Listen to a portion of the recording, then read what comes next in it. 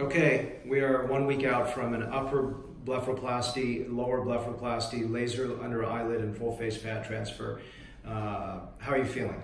I'm feeling great. The only soreness I have is where they remove the fat, but didn't ever have any soreness in my eyes.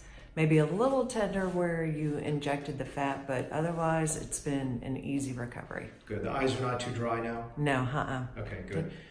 I just wanted to, sorry, I interrupted you. Were you going to say something? No? Oh, no. Okay. I wanted to just go through a couple points here.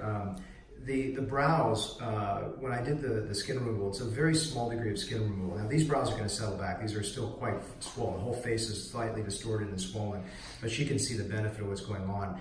The trick here is to take very little skin away. Otherwise you have an over-skeletonized eyelid, and it allows for a very quick recovery. You can see there's almost no bruising on the face at all, except for a little darkness under the eyes. That is because I'm using something called tranexemic acid, which really has cut down bruising and swelling for my patients following fat graft. The lower eyelids, I did it all without an incision through a transconjunctival approach, meaning that there is no external incision.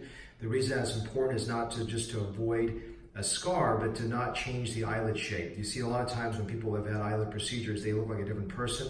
It's because the lower eyelid has to be strengthened and tightened, and it doesn't look right. Also done the nose, because as the nose starts to skeletonize, it makes the face look older. To avoid the cheeky look in the face, I really put nothing in the anterior cheek. That's where people look like a big mound of fat. And unfortunately, over time, it has too big a retention on this area. So what I've done is really resculpted the outer face. Again, these cheeks are too big because it's a week out.